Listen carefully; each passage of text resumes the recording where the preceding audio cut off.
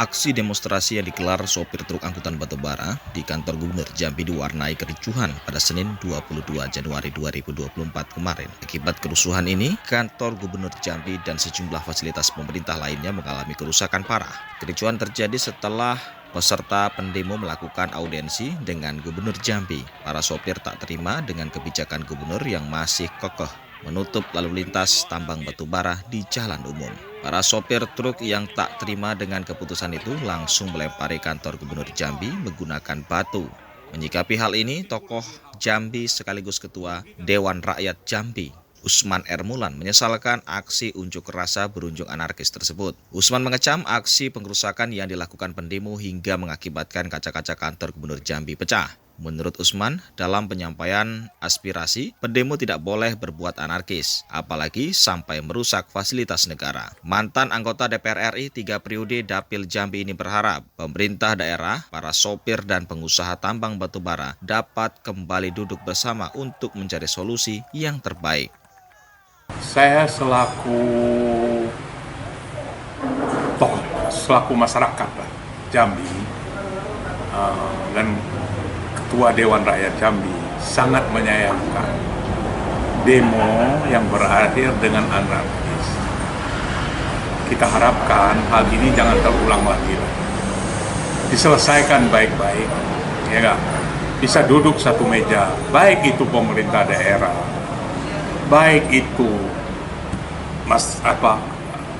masyarakat sopir tadi, baik itu pengusaha.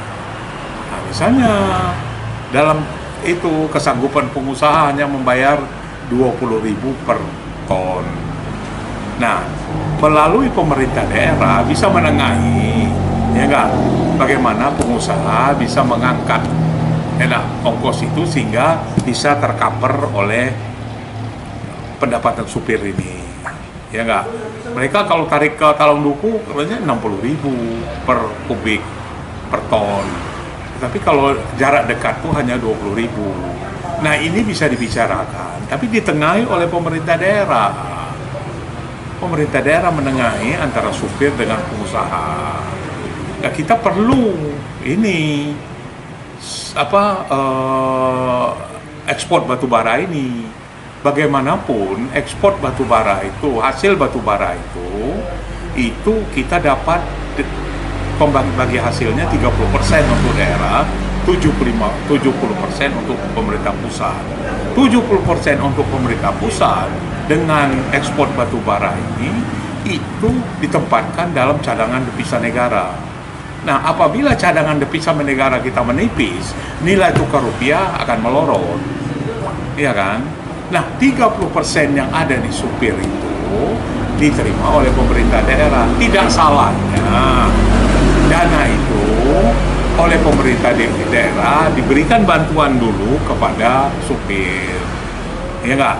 Nah, berbentuk BLT, bantuan langsung tunai itu kepada supir. Menjelang negosiasi ini selesai antara pengusaha batubara dengan supir ditengahi oleh pemerintah daerah.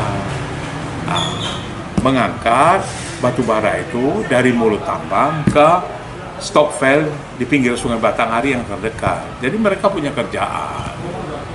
Ya, kalau mereka menganggur, mereka juga punya anak, istri dan sebagainya. Tapi mereka sudah pernah berjasa. Ya nggak? 30% itu dananya ada di pemerintah daerah. 30% itu. Tidak salahnya pemerintah daerah membantu. Kalau minyak kita hanya dapat 15%, 85% pemerintah pusat. Beda dengan batu bara. Nah, jadi kepada supir saya menghimbau, hentikanlah ya cara-cara yang merugikan itu, yang cara anarkis dan sebagainya. Duduklah satu meja. Kami minta pemerintah daerah ya nggak bisa mengkoordinir ini para supir dan melalui tokoh ketua-ketuanya dan pengusaha batubaranya untuk berunding mencarikan solusi yang paling baik.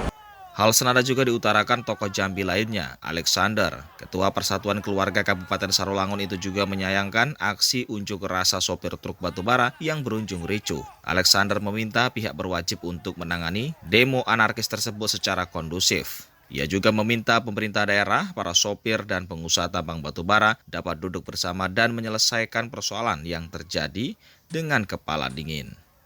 Pada hari Senin kemarin, kita sangat menyayangkan. Jadi itu kerusakan itu menimbulkan aktivitas pemerintah akan terganggu. Hal ini tentu sangat disayangkan.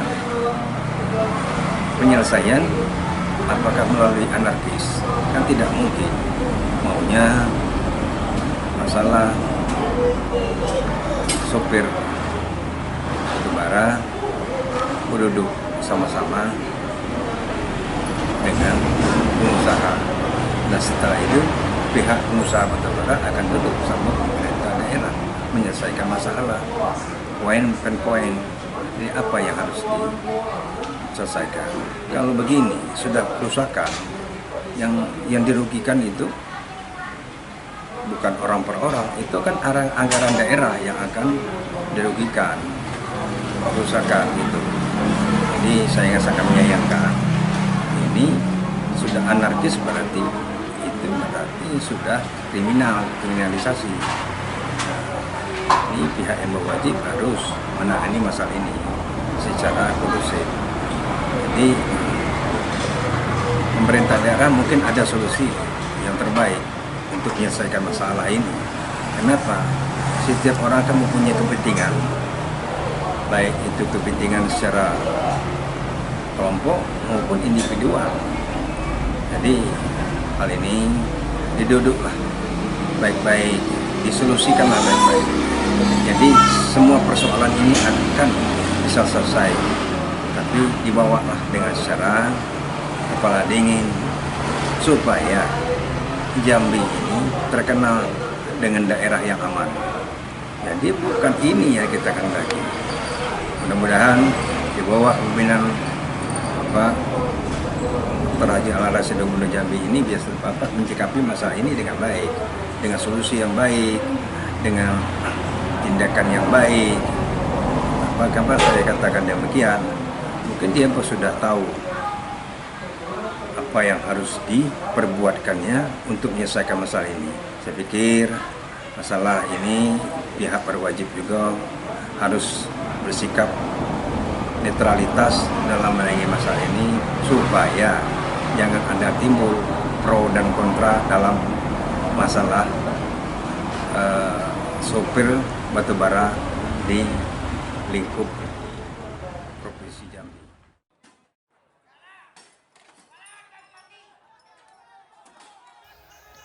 Sebelumnya, ratusan sopir truk angkutan batubara berdemo di kantor Gubernur Jambi pada Senin 22 Januari 2024. Para pendemo juga menutup akses jalan di simpang Bank Indonesia, Telanepura, Kota Jambi. Hal ini membuat kemacetan panjang terjadi di kawasan tersebut.